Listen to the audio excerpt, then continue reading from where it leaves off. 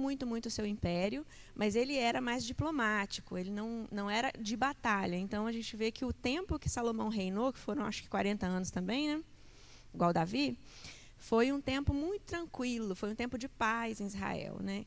E a gente vê que, ao contrário do período lá de Davi, no período de Salomão, os reis eles vinham de outros lugares para conhecer, né, a extensão do reino de Salomão. O reino de Salomão foi muito grandioso em termos de riqueza mesmo, de poder, né? E a gente vê que Salomão ele foi muito abençoado. Mas Salomão acabou se desviando do caminho, né? A gente vê que Salomão tomou aí algumas atitudes que fizeram com que ele se desviasse do caminho do Senhor. A principal delas, qual foi?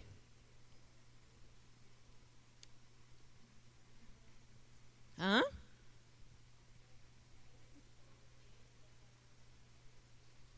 As esposas estrangeiras, né? Isso é uma recorrência ali na vida do povo de Israel como um todo, né? Não só na vida de Salomão. Mas é uma recorrência que a gente vai ver aí no decorrer de todo o estudo que a gente vai ter.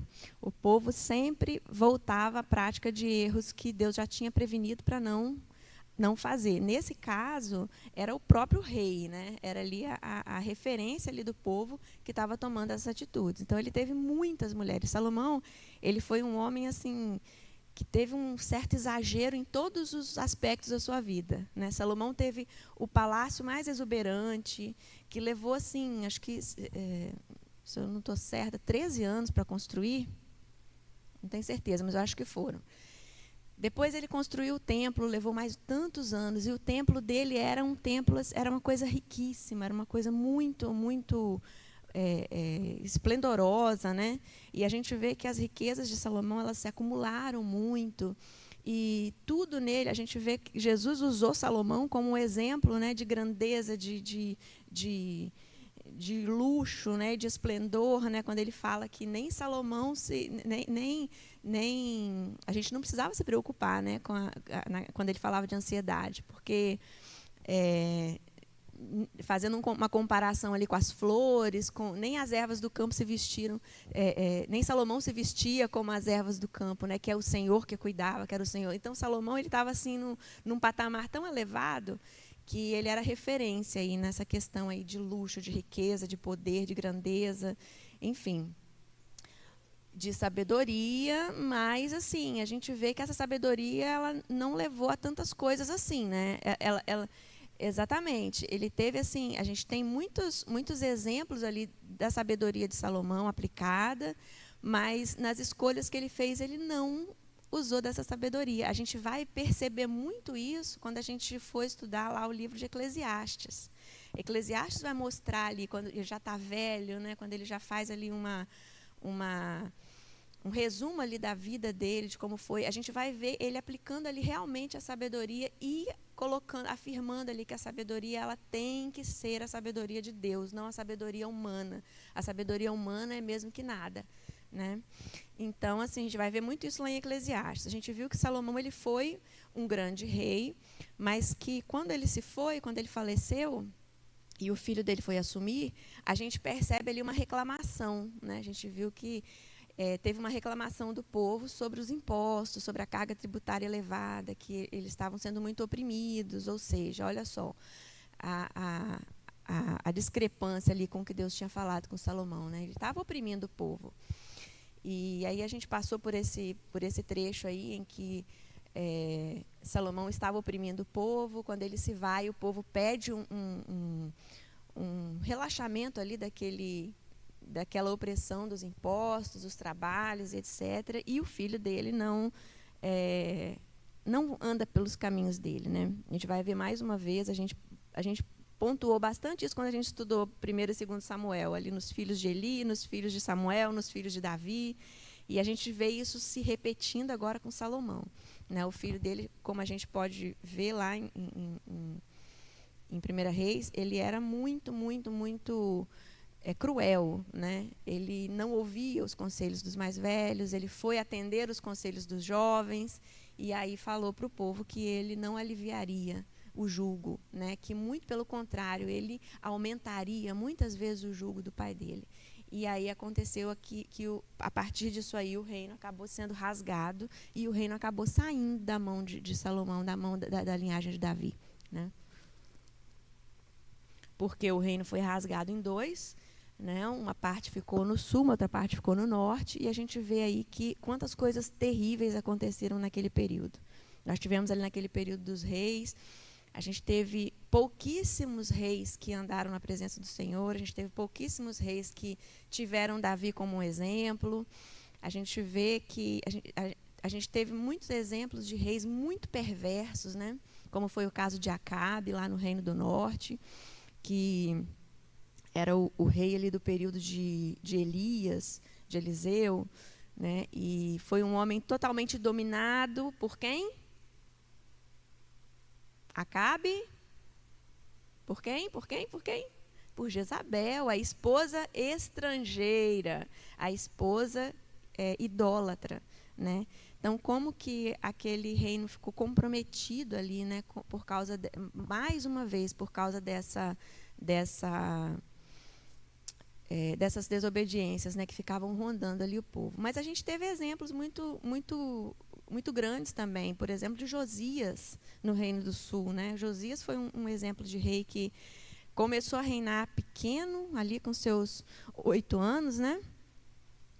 E ele se mostrou ali, quando chegou ali na adolescência, na sua juventude, ele se mostrou um homem muito inclinado para o Senhor, né? Ele acabou, a gente vê, olha só como que o povo estava andando disperso ali da lei de Deus, né? Como que o povo não atendia, não obedecia, não cumpria mais nada. No período ali de Josias, era como se o povo tivesse se esquecido mesmo, esqueceu da lei, né?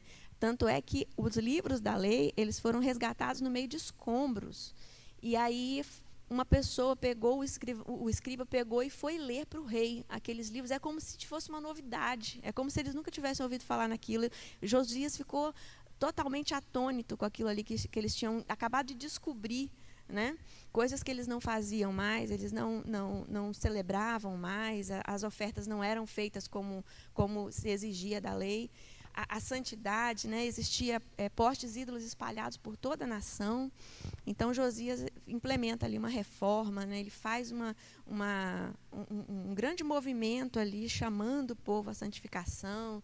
E ali no tempo de Josias acontece ali uma contrição, né? As pessoas são levadas a se voltarem para Deus, mas aquilo dura somente aquele tempo ali.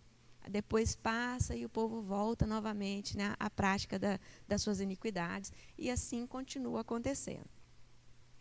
A gente vê que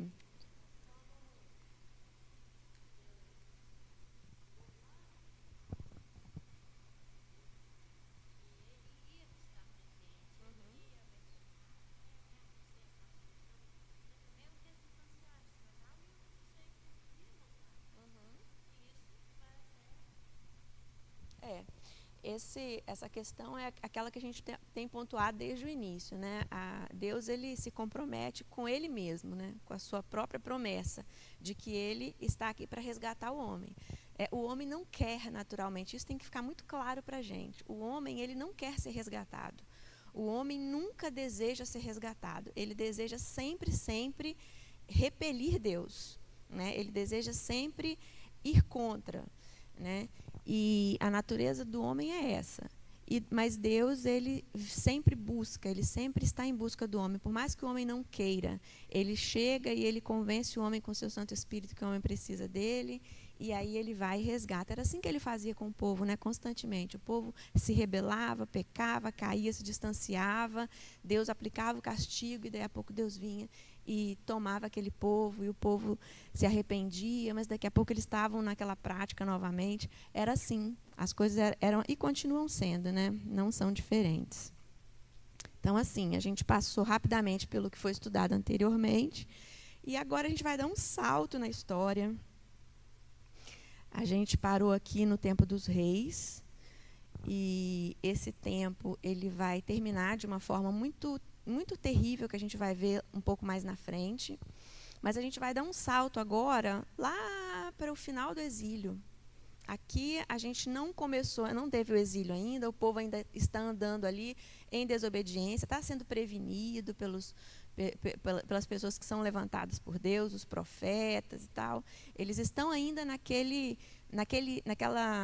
período de aviso, né, que Deus dava para o seu povo, né? Se arrependam, não andem dessa forma, não vivam dessa forma desagradável, porque eu vou trazer juízo, eu vou trazer castigo, e o povo continuava ali, não dando ouvidos, né?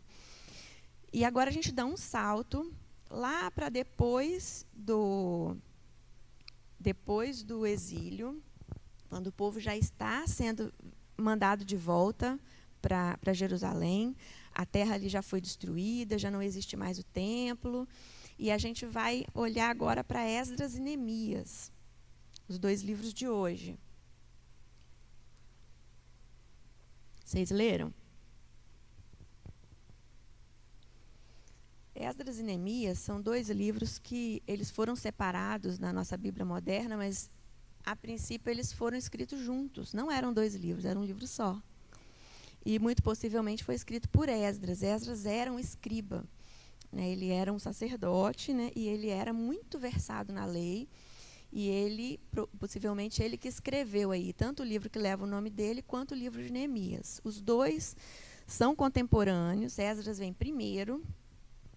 E a gente vê que Deus está sempre agindo aí, né, em favor do homem, como a gente falou agora.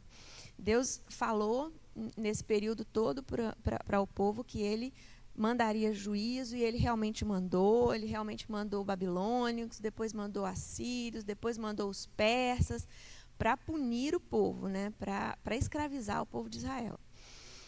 Mas, ao mesmo tempo, ele falou que ele traria também o escape, né? No seu devido tempo, ele traria o povo de volta para a terra e ele restauraria esse povo.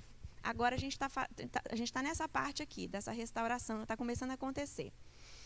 Ele move aqui, no início do livro de Esdras, ele move aqui o coração do rei persa, do Ciro, né? Vamos ler aí o primeiro capítulo? Vamos abrir aí no primeiro capítulo do livro de Esdras, só para a gente se situar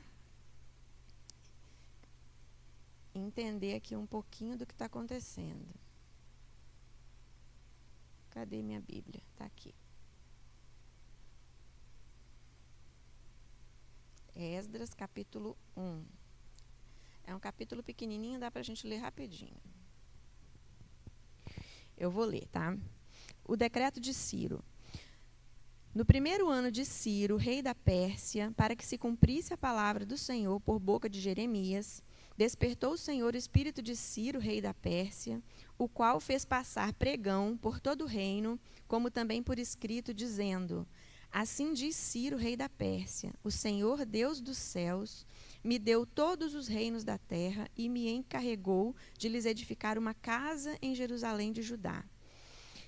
Quem dentre vós é de todo o seu povo, seja seu Deus com ele, e suba a Jerusalém de Judá e edifique a casa do Senhor Deus de Israel.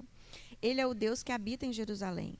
Todo aquele que restar em alguns lugares em que habita, os homens deste lugar o ajudarão com prata, ouro, bens, gado, afora as dádivas voluntárias, para a casa de Deus, a qual está em Jerusalém. Então se levantaram os cabeças de famílias de Judá e de Benjamim, e os sacerdotes e os levitas, com todos aqueles cujo espírito Deus despertou, para subirem e edificar a casa do Senhor, a qual está em Jerusalém.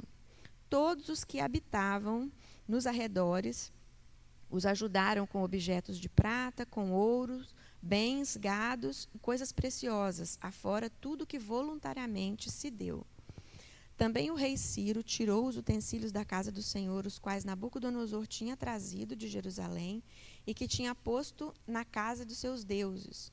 Tirou-os Ciro, rei da Pérsia, sob a direção do tesoureiro Mitredade, que os entregou contados a Sesbazar, príncipe de Judá.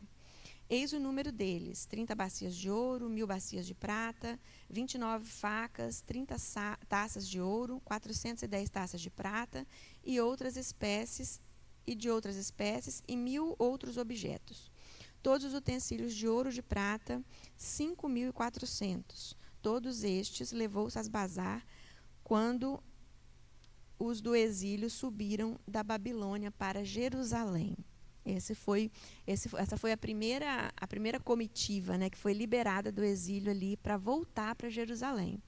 Jeremias, Isaías tinham dito, né, que o povo, Jeremias especialmente, que depois de 70 anos, o povo retornaria para sua terra. E isso está acontecendo. E Jeremias predisse que o próprio rei, o próprio ditador daquela época, iria provisionar toda essa empreitada aqui de reconstrução do templo. A gente não passou por isso ainda, a gente vai ver isso lá em Isaías, mas no momento em que Jerusalém foi cercada, derrubaram os muros e saquearam o templo. Ele está restituindo aqui para a reconstrução do templo todos os utensílios que eram usados nas cerimônias ali do templo, né? Essas bacias, essas coisas todas de ouro e de prata, tudo isso era usado no templo ali nas cerimônias. Então, Nabucodonosor pegou tudo aquilo e levou para os templos pagãos. Agora, Ciro estava restituindo, né, tudo isso para a reconstrução do templo. E não só isso, né, ele estava convocando as pessoas que elas contribuíssem, né, todos eles contribuíssem com o povo que estava indo para construir o templo, para que eles levassem, né, para que eles tivessem ali os recursos, né, para conduzir essa reconstrução. E aí, nesse momento, nesses dois livros que a gente vai estudar aqui, são levantadas 3 pessoas importantes que a gente vai ver no decorrer dessa história. O primeiro deles é o Zorobabel. Quem sabe quem é o Zorobabel? Esse é um belo nome para colocar num filho aí, quem tiver interesse, né, de ter filho ainda. Zorobabel, olha só que beleza. Pensou que lindo? Zorobabel, ele era um dos príncipes ali. Vamos colocar que ele era um dos governadores, o rei ali de Judá. Vamos colocar assim, que eles estavam embaixo do domínio ali do rei Ciro, mas eles tinham um representante, né, dentro do próprio povo. E esse representante, nesse momento aqui, foi Zorobabel. Ele que encabeçou essa comitiva que foi para Jerusalém para começar a construção do templo. E aí eles vão muito felizes, muito contentes, lá cheio dos ouro, das pratas. E logo que eles chegam lá, eles começam a sacrificar, começam a celebrar, e aí lançam os alicerces. E quando eles lançam os alicerces, começa ali o primeiro empecilho. Começa a primeira dificuldade ali na obra, né? Eles lançaram os alicerces e tinha um povo lá que tinha ficado em Jerusalém, que não tinha sido levado para o exílio. Eram os anciãos que continuaram ali na terra, ali, naquele período de 70 anos, e estavam ali vivendo ali na dificuldade, na pobreza, na miséria, que ficou ali a terra desolada, né?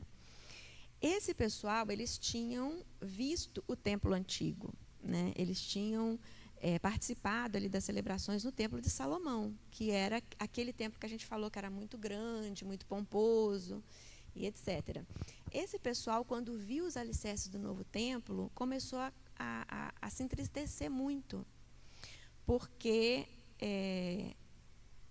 esse templo nem de longe ele chegava na grandeza do templo anterior. Então eles começaram a ficar muito, muito chateados e começaram mesmo a chorar e a se lamentar. E aqui no final do capítulo 2 fala que eles choravam tanto, eles gritavam tanto e lamentavam tanto, que as vozes deles se misturavam com as vozes dos que estavam louvando e se alegrando e celebrando pela reconstrução do templo, pela obra, né? Então a gente vê que quando existe, né, quando é proposta aí alguma coisa que as pessoas querem fazer para Deus, por mais que seja realmente para Deus, por mais que seja realmente aprovado, a gente vê que Deus moveu o coração deles, né? A Bíblia fala que quando o rei publicou aquele edito, Deus ele moveu o coração das pessoas que se inclinaram, né, para essa obra, para essa empreitada. Então, Deus estava com eles. Era Deus que estava fazendo acontecer aquilo. Isso era cumprimento de uma profecia, né? E mesmo assim, a gente sempre encontra ali situações, né, adversas, situações difíceis, situações contrárias. E a principal delas é essa propensão da gente em achar ruim, em reclamar, em nunca tá bom e etc. Então, assim, isso é muito recorrente, né? Não é novidade nenhuma no meio da gente. Isso é muito mais antigo do que a gente pensa. Então, assim, o primeiro problema que eles tiveram estava relacionado a isso, a insatisfação, a reclamação. A presença de Deus era uma coisa condicionada a esse templo. Quando o templo foi destruído, isso significava que a presença de Deus tinha sido retirada do povo, né? Eles não podiam falar como a gente pode falar hoje, que onde tem 2 ou 3 reunidos, ali eu estou no meio deles. Não era assim. Onde aquele templo estava, a presença de Deus estava. Aquele era o lugar de Deus, era a casa de Deus, né? Então, uma vez que não existia templo, não existia a presença de Deus. Mas eles estavam muito acostumados àquela grandeza do templo, né? Aquela grandiosidade, aquela coisa rica, né? Do templo. E quando eles viram um templo muito simples, muito mais simples, muito menor, eles já começaram a se questionar se a presença de Deus estaria ali. Esse era o motivo dessa reclamação, dessa insatisfação, dessa tristeza que tomou conta deles. E aí, como se não bastasse isso, os inimigos, a Bíblia fala que uns adversários de Judá e Benjamim. Eles, não se fala exatamente quem eram esses adversários, né? Possivelmente povos ali da redondeza, que já tinham aquela birra com eles por causa deles virem ter tomado a terra e etc. Possivelmente aqueles outros povos ali. Eles ouviram falar da reconstrução. A gente vê, quando a gente for estudar isso, a gente vai ver que muitos povos ali nas redondezas, inclusive Edom, eles se alegraram muito quando Israel foi tomado, quando Judá foi tomado pro cativeiro babilônico. Então, agora que eles veem que eles estão retornando, que eles estão sendo liberados e que eles vão começar a reconstruir a cidade, isso incomoda todos eles. E aí eles começam a mais uma pedra de tropeço ali para a reconstrução ali da cidade, do templo, né? Eles começam meu pai, como é que é a palavra? Ameaçar. Começam a ameaçar aqueles construtores, ameaçar aquele pessoal ali, que aquilo não pode acontecer, e etc. A princípio, eles vêm com uma estratégia, né? Eles chegam lá para Zorobabel, a gente quer ajudar na construção, a gente quer contribuir, mas a ideia deles, na verdade, como eles eram, como diz a Bíblia, como eles eram inimigos, como eles eram adversários, certamente eles tinham ali alguma estratégia por trás daquele oferecimento de ajuda, né? Mas Zorobabel falou, não, vocês não têm parte nenhuma. Eles ainda falaram assim, a gente também oferece sacrifício. Durante o tempo que vocês estavam para lá, lá no exílio, a gente também ofereceu sacrifício para o Deus de vocês. Olha só, não era para o Deus de Israel, não era para o nosso Deus, era para o Deus de vocês, né? Mas Zorobabel não cai nessa conversa e ele fala, vocês não têm parte nisso aqui. Isso aqui é coisa nossa, vocês não vão participar, e etc. A gente sabe que Israel ele sempre teve uma resistência muito grande aos outros povos, né? E de não se misturar e tal. Pelo menos na teoria, e alguns deles levavam isso muito a sério, né? A maioria do povão acabava se misturando mesmo. Então, ele disse que eles não tinham parte naquilo, e aquele povo não deixou passar barato, né? Não deixou passar essa ofensa que eles receberam. Eles escreveram para o rei.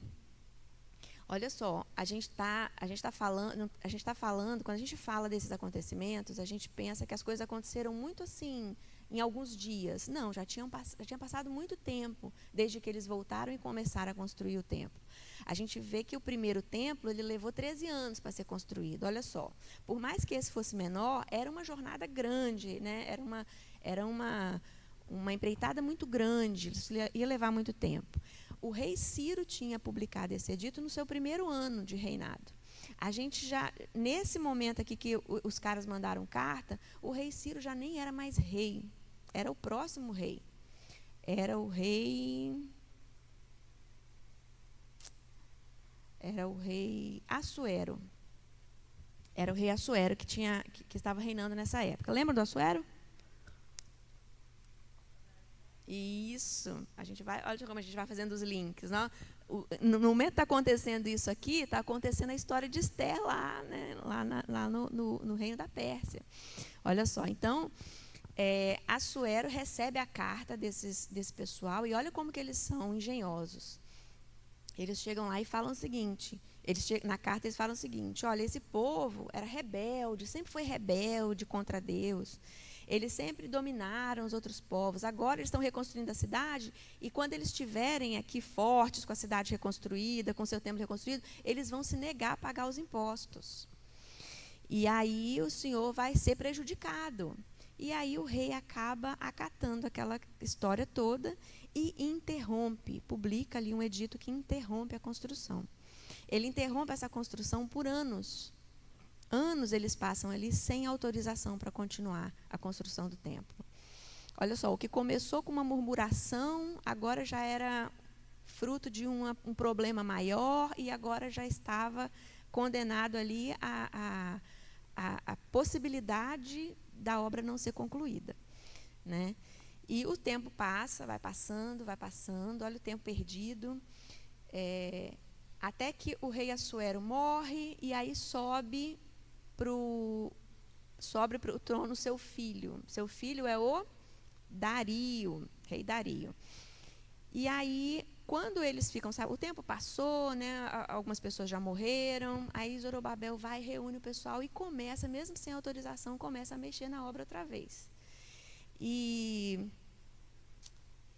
aí os remanescentes lá daquele motim ficam sabendo, mas como é que pode? Eles não estão autorizados, né? Houve um decreto do rei Assuero barrando essa obra, vão voltar lá e vão mandar agora para o rei Dario, vão mandar outra carta. E aí eles mandam outra carta, e eles não acreditam neles que o rei Ciro, na época dele, tinha ordenado a construção, e eles acabam dando um tiro no próprio pé, que eles acabam citando que eles inventaram, que o rei Ciro tinha ordenado e tal, e etc. E fala para o rei Dario, inclusive, consultar as crônicas, para ver se isso era verdade e tal. E o rei Dario faz isso. E quem era o rei Dario?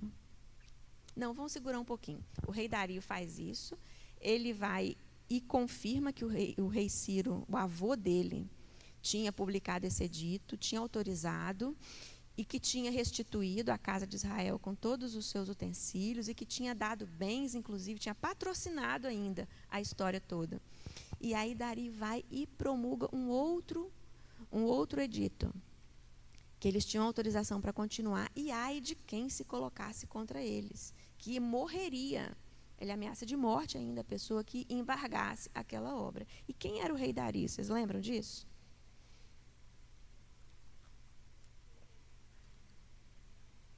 Daniel. Agora a gente está fazendo um link com Daniel. Olha só, o rei Dario era aquele que viu o milagre de Daniel sobreviver à cova dos leões.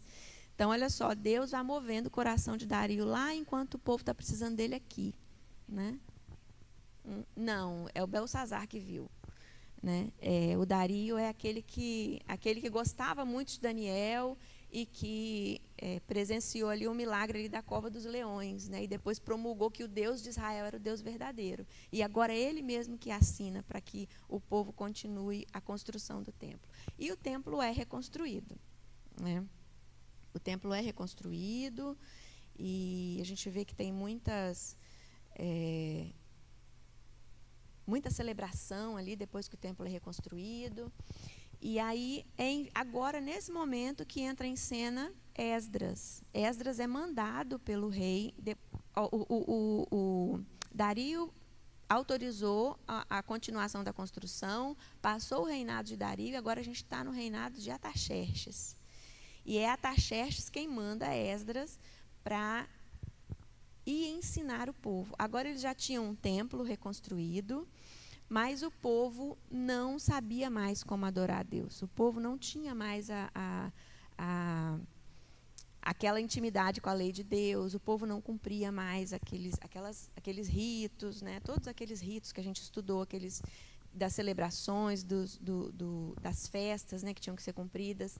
Então, Esdras, que era um homem muito culto, um homem muito... Fala que ele era muito versado na lei, ele era um escriba, ele foi enviado como sacerdote para poder ensinar a lei para o povo. O povo vai ter que reaprender como que adora a Deus, como que usa agora aquele templo que foi reconstruído, né? Esdras é enviado para lá e começa ali uma restauração do povo. E ele chega lá e ele já vê uma coisa errada, né? Aquele pessoal que tinha voltado, mas que povo difícil, né, gente? Aquele pessoal que tinha voltado com Zorobabel para a reconstrução do templo, eles tinham casado com mulheres estrangeiras.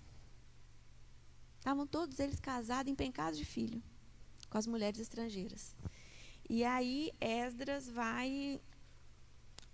fica muito chateado com aquela situação. Como assim vocês estão casando com mulheres estrangeiras? Isso é proibido, não pode. Deus já falou tantas vezes que não podia. E a gente vê que o povo ele continua tendo problemas por uma desobediência que eles fizeram lá atrás. Quando Deus deu a terra, qual era a ordem de Deus em relação aos povos da terra? Qual era? Quando eles foram tomar posse da terra, a terra era habitada, né, pelos Eveus, Jebuseus, Perezeus, não sei que lá Zeus, não sei que lá Zeus. Todos aqueles Zeus lá, Deus mandou eles fazerem o quê com aquele povo? Matar todo mundo. Mata todo mundo, não pode sobrar ninguém. Por quê? Porque senão vocês vão se contaminar. Aquele povo, ele é hostil a Deus. Deus falava, aquele povo é rebelde, aquele povo contaminou a terra com a sua idolatria, contaminou a terra com a sua, com toda a sua, com a sua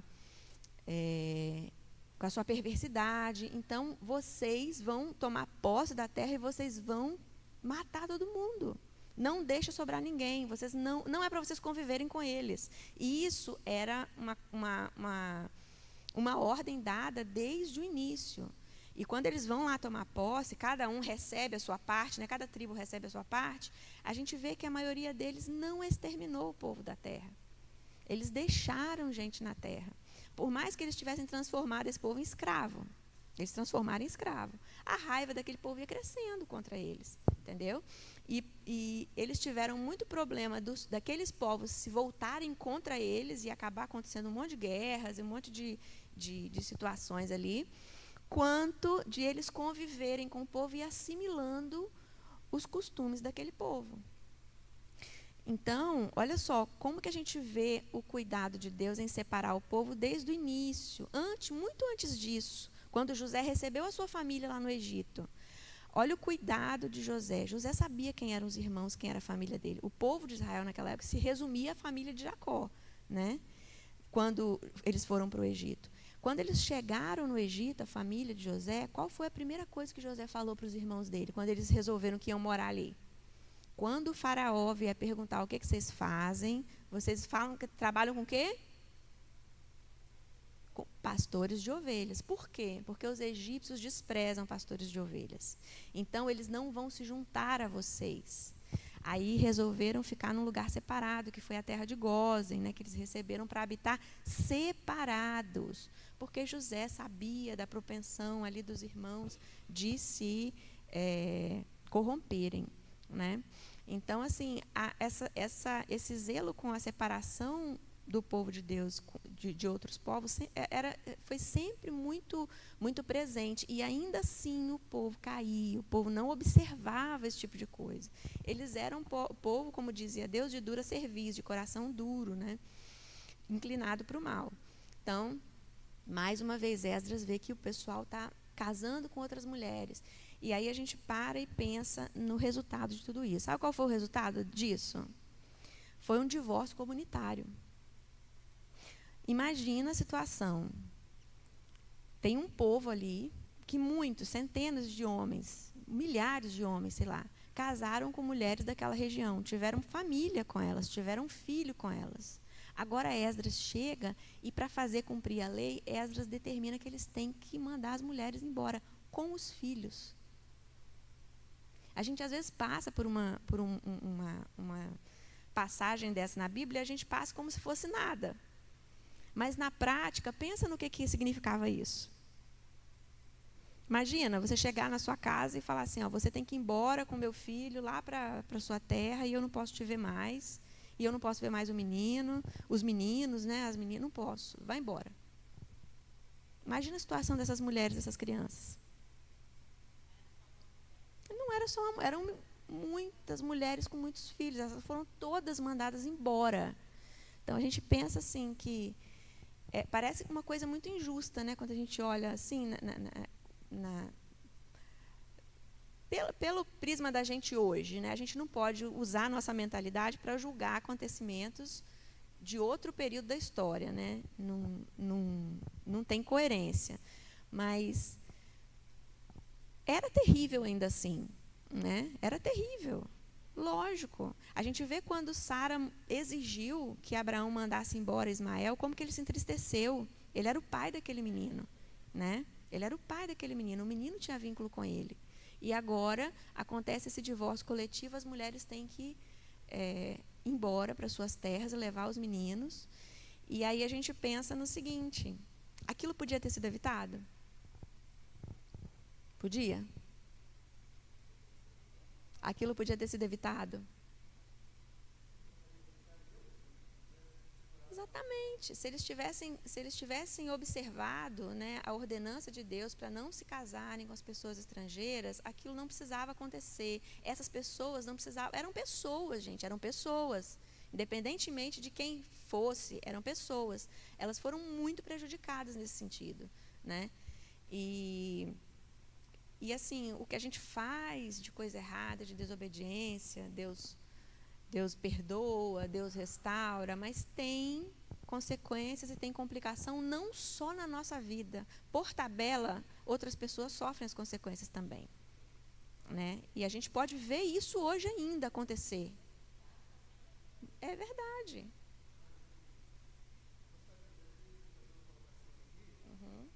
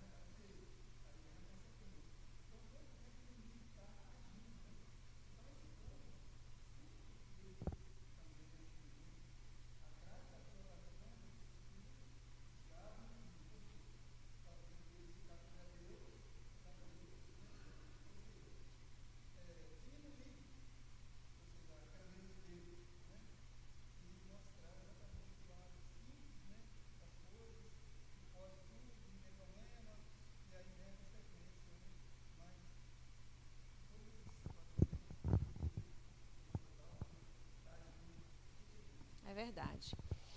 Então é isso, a gente faz aquilo que não deve e a gente e outras pessoas acabam tendo consequência, né, daquela atitude errada. Isso tem que ficar para a nossa reflexão aí. E a gente vê que o livro termina dessa forma, o livro a parte de Esdras termina dessa forma, com ele promovendo aí essa divisão aí dessas famílias e o povo se comprometendo a obedecer. A gente se compromete a obedecer e a não voltar a cair nesse sentido. E aí, como se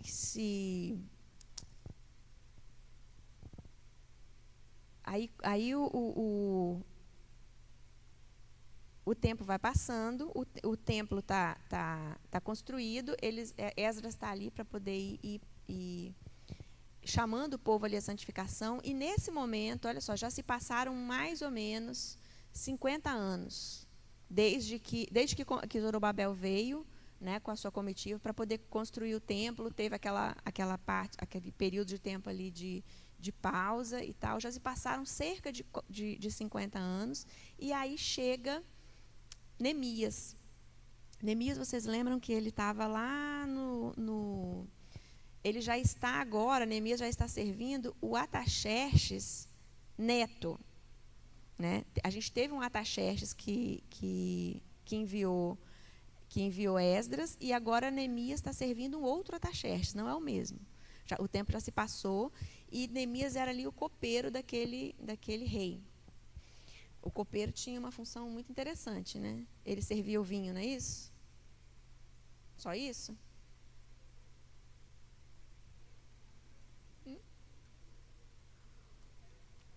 Era o que tomava.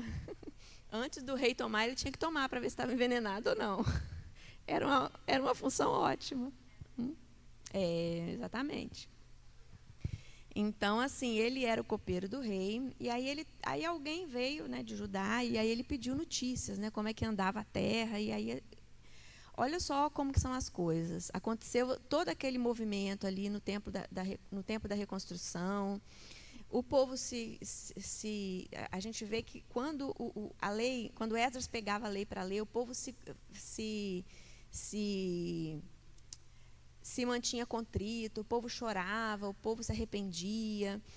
E agora, quando chega essa pessoa para dar notícias para Neemias, ele fala assim: a cidade está abandonada, está entregue às traças ali, está tudo caindo aos pedaços, o povo está pobre, está na miséria, e os muros da cidade estão destruídos. O muro da cidade naquela época ele tinha uma relevância muito grande, né? Porque os povos viviam em guerra constantemente. A gente vê o que está acontecendo, né? Agora, essa guerra que está acontecendo ali. A gente vê que Gaza ainda é cercada ali por aquelas muralhas imensas, né? E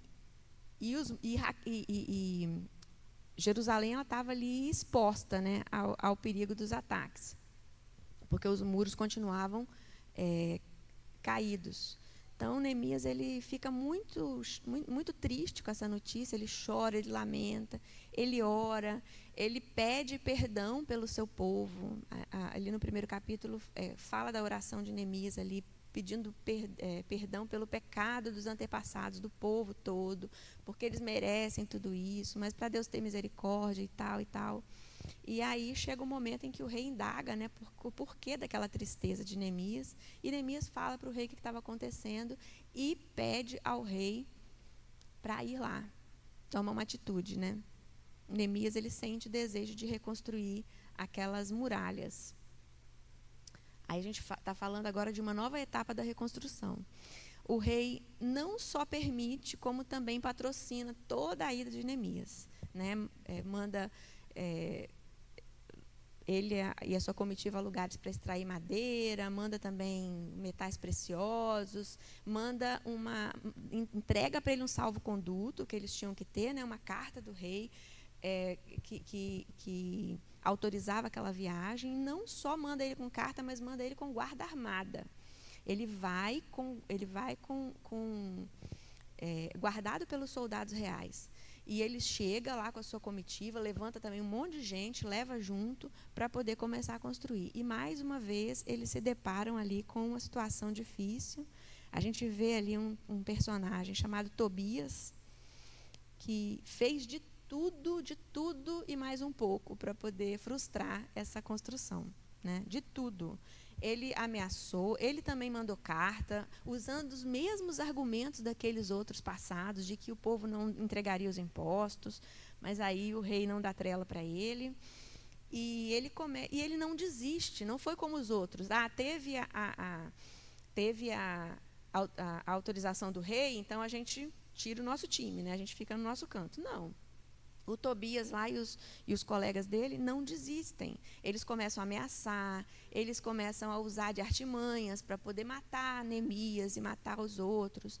E a coisa chega a tal ponto, eles armam emboscada para eles, né? Chega a um ponto de que Neemias e os outros têm que trabalhar, uma parte dos homens tem que trabalhar e outra parte tem que tomar conta armada. Eles trabalham todo o período até a conclusão dos muros, com escolta armada atrás deles, né? O povo, e eles assim, eles ficam tão atentos a essa questão, a essas ameaças que eles receberam, foram tão sérias que eles falam que eles não dormiam de roupa de dormir. Eles dormiam vestidos e com a arma do lado, porque qualquer coisa que acontecesse, eles estavam prontos, né, para poder pegar nas armas e enfrentar. E com muita dificuldade, com muito custo, eles conseguem a construção do templo, a construção dos muros em quanto tempo? Se o templo levou anos para ser construído, quanto tempo vocês acham que levaram os muros?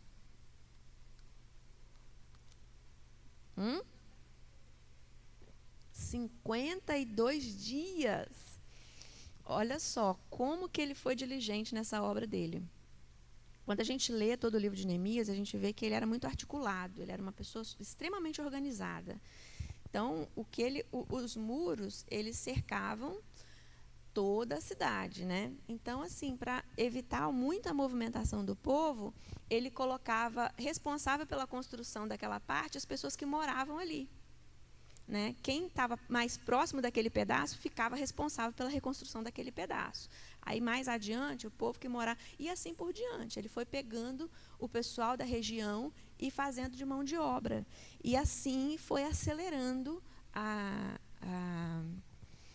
foi acelerando ali a obra. E, assim, em vários momentos a gente vê aqui que a boa mão do Senhor era com ele. A Bíblia sempre fala isso, a boa mão do Senhor era com Neemias. E Neemias sempre pede para Deus que se lembre dele, né, que continue abençoando, que Deus vá na frente.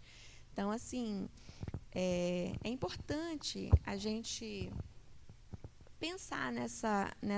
Às vezes eu fico observando assim, algumas questões que a gente vê na igreja, na nossa vida mesmo. Às vezes a gente tem certeza, Deus está na frente, Deus tá abençoando isso, e às vezes não está, né? Às vezes depois, lá no final das contas, a gente vê que não tinha mão de Deus nada, não tinha inspiração de Deus nada, e por alguns resultados que a gente percebe que não era bem assim. Então, assim, por mais que haja dificuldades, e a gente vê que em todos os dois processos aqui houve dificuldades, né? Quando Deus está realmente com a mão sobre aquela situação, quando Ele está abençoando, e quando é o que Ele quer de fato, a gente vê que aquilo prospera, aquilo acontece, as coisas que vêm contra não têm o poder de derrubar, né? E as coisas têm êxito. A gente viu que tanto no templo quanto na construção das muralhas houve êxito na construção. Por quê? Porque está dizendo aqui o tempo inteiro que foi Deus quem colocou aquele desejo no coração deles, foi Deus que moveu. Nas duas situações, a Bíblia está dizendo que foi Deus quem moveu aquela situação para que aquilo fosse concluído. E aquilo não era uma coisa simplesmente uma ideia ali que eles tiveram. Aquilo era, nesses dois casos, eram frutos de profecias que já tinham sido ditas, né? Deus já tinha dito isso através de profetas muitos anos, dezenas de anos atrás, que aconteceria daquela forma, e no momento certo Ele moveu as pessoas, e por mais que houvessem vozes contrárias, aquilo acabou acontecendo, acabou se concretizando. Mas, no meio da situação, chega um povo lá e fala para Neemias, faz uma denúncia ali, né? Um povo trabalhador, um povo mais pobre, faz uma denúncia de que eles estão sendo explorados. A gente vê que mesmo ali com Jerusalém saqueada, com aquela situação de declínio que eles estavam vivendo, ainda se mantinha ali, e especialmente nesse período, né, que o povo estava voltando do cativeiro, se mantinha ali uma hierarquia das famílias, né, as famílias nobres, as famílias de magistrados, as famílias sacerdotais. Essas eram pessoas, era ali a nata da sociedade. Então, elas continuavam mantendo o poder, continuavam mantendo as aquisições, e existia também a base do povo ali, que eram os trabalhadores. E a gente percebe que eles voltavam às práticas antigas. Quando a gente foi estudar os profetas, a gente vê que muitos deles foram levantados para combater esse tipo de coisa especificamente, que era a opressão contra os pobres, contra os necessitados, contra as pessoas que tinham dificuldade, né? E agora eles estão voltando do cativeiro e eles estão aí também restaurando aí os maus hábitos que eles tinham, né?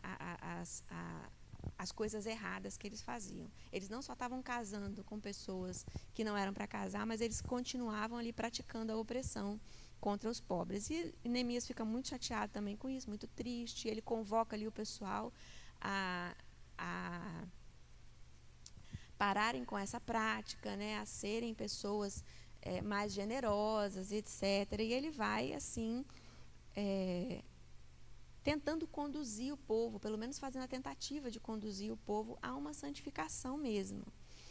E depois que Neemias termina a construção do muro, aí eles conclamam novamente o povo ali para poder fazer ali as leituras e continuarem aprendendo ali o que Esdras foi levado ali para poder ensinar, né, que foi o cumprimento das leis, o cumprimento de todos aqueles rituais que eles precisavam. E o povo ali, eles se reúnem, eles choram, eles prometem mais uma vez, eles se comprometem, eles assinam termo, eles chegam a esse ponto de assinar termo de que eles vão, se comprometem a cumprir aquelas coisas que estavam sendo passadas para eles, né? Que eles não iam. E eles falam aqui, ó, não vamos mais, isso fica muito específico aqui na confissão deles, nós não vamos tomar mulheres da terra, nós não vamos praticar isso, não vamos praticar aquilo.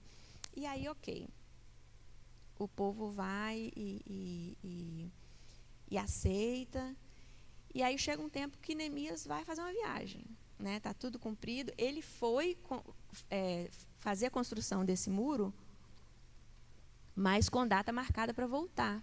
O rei fala com ele, antes de deixar, ele fala assim, quando que você volta? Quanto tempo vai levar? E ele fala lá no iniciozinho do livro que ele instituiu um prazo com o rei. Então, ele retorna para prestar contas e etc. E depois ele volta, né? Ele tinha sido instituído como governador desse povo, né? Então, ele volta, e quando ele volta, não fala quanto tempo ele ficou fora, na Babilônia, na Pérsia de novo. Então, ele volta, e quando ele volta, o que está acontecendo? O povo está casado com as mulheres outra vez. O povo está casado de novo. Neemias fica tão bravo que ele fala que ele arranca os próprios cabelos da cabeça e da barba, de tão irritado que ele fica. Neemias era um cara irritado. Tem vários momentos aqui que a Bíblia mostra aqui que ele era um cara irritado. Ele chega lá, os homens estão casados com mulheres. O templo está lá construído, mas o pessoal não está fazendo o uso devido do templo. Lembra do Tobias? Que estava ali tentando jogar água ali na construção? O sacerdote se aparentou com Tobias e lá dentro do templo construiu um aposento para ele, dentro lá da área do templo. E era um lugar, fala ali que ele construiu uma câmara para Tobias, no lugar onde era para depositar as ofertas para o povo que trabalhava no templo. Ali devia ser um espaço para ser depositado as ofertas para a sobrevivência dos levitas, dos guardiões das portas e etc. Eles não estavam depositando. Esse pessoal tinha fugido para outros lugares porque estavam passando fome. Eles não estavam tendo como sobreviver com o trabalho no templo. Eles tinham saído, abandonado o templo, e o Tobias estava lá.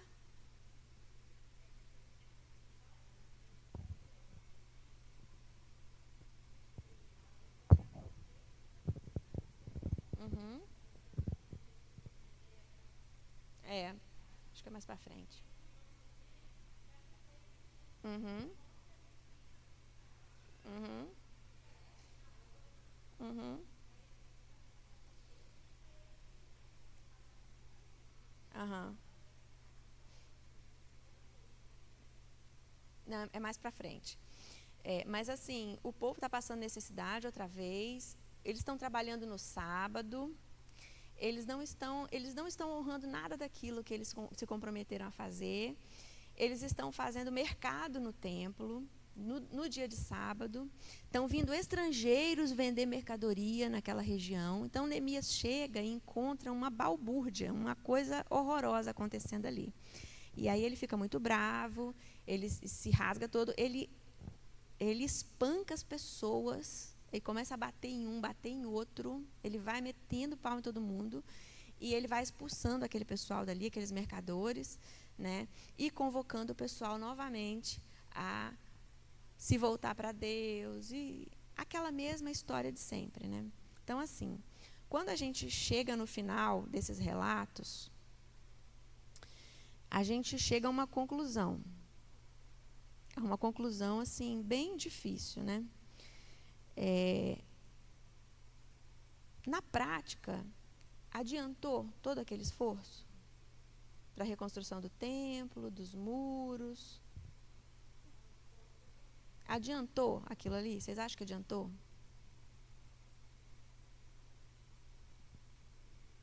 Sim, não, talvez, quem sabe?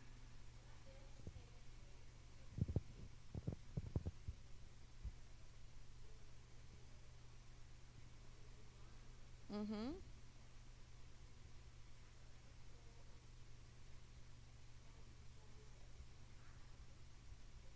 uhum. Olha só, a gente não fala que não adiantou porque tudo isso era propósito de Deus, né? Como a gente diz, como a gente disse, aprendeu, a presença de Deus ela estava condicionada, né, ao cumprimento daqueles ritos, aquele santuário e etc. Mas, em relação ao povo, por mais que se levantassem pessoas que viessem tentar trazer o povo, que ditassem as regras para eles seguirem, o povo não tinha o coração deles com Deus. Isso Moisés já disse lá atrás, né? Moisés fez uma predição de que Deus, chegaria o tempo que Deus restauraria esse povo, que Deus tiraria o coração de quê? De pedra e daria um coração de carne. Esse povo, eles tinham passado por todo o exílio, por todo o castigo, por toda a dificuldade, mas eles continuavam com o coração de pedra. O coração deles não tinha ainda se voltado para Deus.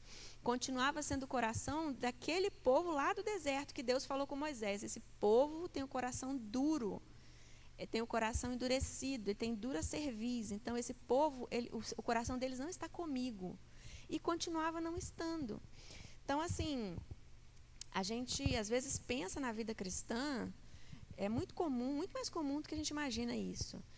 Pensar na vida cristã como uma sucessão de regras para serem cumpridas, de ordens para serem obedecidas, de coisas que a gente tem que fazer e coisas que a gente não tem que fazer. E se resume a isso. Não é assim. Porque quem pensa que a vida cristã é isso, na primeira oportunidade que tiver, ela vai agir exatamente como esse povo. Por quê? Porque o coração delas não está ali. Né? Porque o coração não foi transformado, porque o coração não é de carne, porque o coração não está com Deus. Então, assim, obedecer por obedecer não faz diferença na vida de ninguém. Né? Enquanto esse povo não tivesse realmente o seu coração com Deus, aqueles que tinham o seu coração em Deus, eles realmente estavam comprometidos a agradar a Deus, porque o coração deles estava em Deus, não é por nada mais, entendeu? E não faz diferença. Não faz diferença um belo templo, não faz diferença um lugar. Hoje não faz diferença para a gente isso. A gente tem que aplicar essas coisas que a gente lê na nossa vivência hoje, né? A gente tem que entender que nós não somos diferentes. A gente pode olhar para esse povo como foi e se indignar que a gente está olhando para nós mesmos, né? Nós somos exatamente assim. Então, assim,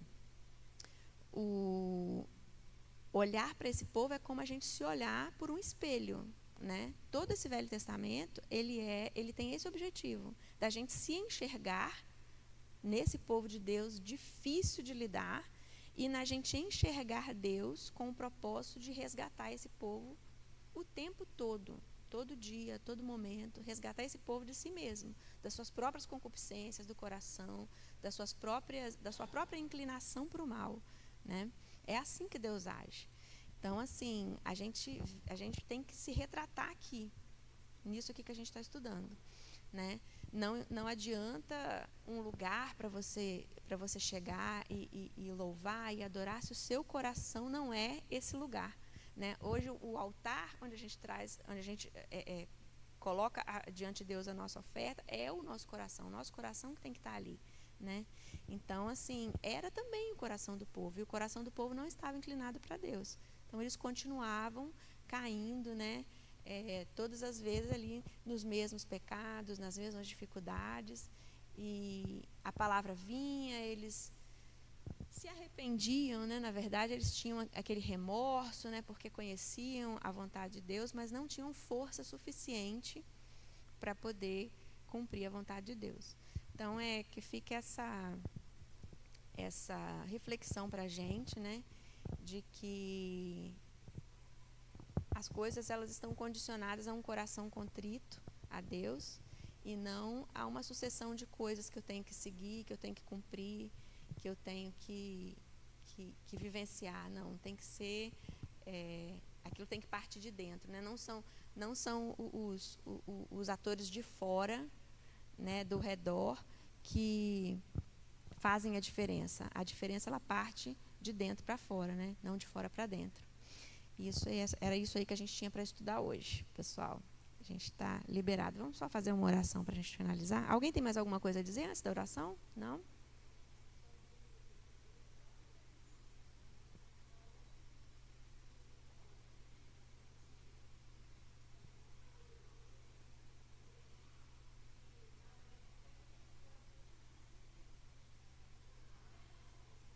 Uhum.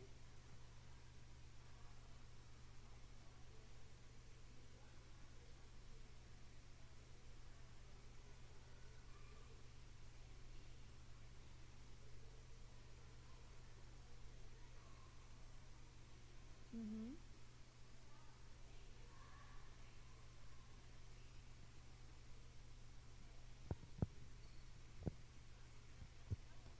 Uhum.